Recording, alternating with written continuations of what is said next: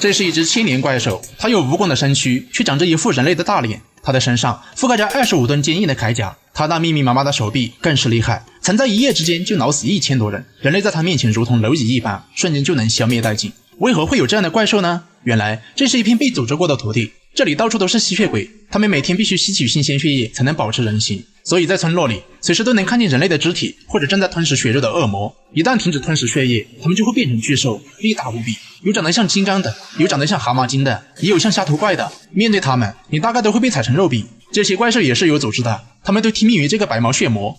别看他身材1.56米，他随手一挥就能指挥巨兽出动。他的2把魔扇可以开山断海，不仅如此，他还拥有不死之身。你把他劈成2半，他也能快速恢复原形。在这片大陆上，他是无敌的存在。千百年来，被他残害的人类不计其数。相传，能打败他的是一种叫做502的疫苗，一直以来都没人找到过。无数的人为找到疫苗和吸血鬼们相互厮杀，死伤无数。小明在孤岛上苦练10年，他决定挺身而出，为身边死去的亲人朋友报仇雪恨。但毕竟他也是凡人，无法和血魔正面抗衡，他必须找到传说中的疫苗才有胜算。经过几番周折，他们找到鬼村地图，并通过地图来到密道。没想到这里驻扎着岛国军团，他们也是白毛血魔的部下。小明不仅聪明，战斗力也十分强劲，那身法如行云流水，那刀法如暴雨梨花。军团在他几番攻击下统统倒地。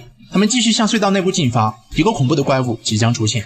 他背后似乎有一个怪物在蠕动，瞬间又绕到几人面前。他身上长着108只手臂，众人被他吓得屁滚尿流。相传她以前是一个美丽的公主，被吸血鬼感染变异，才变成这副模样。看她不紧不慢的样子，似乎在说：“我就是不抓你，看你能跑到哪里。”因为前面是个高不见底的旋转楼梯，几人别无选择，只能逃命。可是还没爬上几楼，那怪物就追了上来，张着他那邪恶的大嘴巴。眼镜哥告诉大家，千万不能看他的眼睛，否则就会激发他的怨气。可是这么大条虫子，谁看了不心惊胆战？这不，黄毛脚都软了，从地上的水里看到怪物眼睛。黄毛紧张地抬起头来，慢慢看向怪物，一张巨大的鬼脸看着他。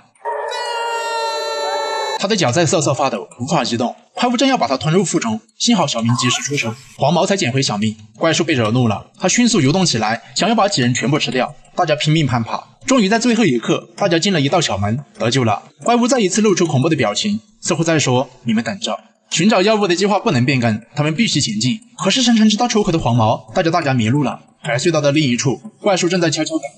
几人正在寻找出口，前面出现一只人面巨兽，它要吃了他们。几人毫不犹豫，决定推动眼前的矿车逃命。他们使出吧唧的力气，就在最后一秒，他们终于推动了矿车。怪兽撞在墙上，吃了一脸的炭灰。几人坐着矿车离开，吃了空气的怪兽怎么肯放过他们？真是魂在前面飞，鬼在后面追。眼镜哥这才想起来，包里还有几个黑色大馒头。他们请怪物吃了一顿火烧肉，怪物不见了。几人兴奋地大叫起来：“你来呀，你来呀！”怪物说来就来。他们通过一个弯道，怪物正在前方，所到之处摧枯拉朽，而他们之间刚好出现一个洞坑。铁轨是上翘的，没办法，只能迎面而上了。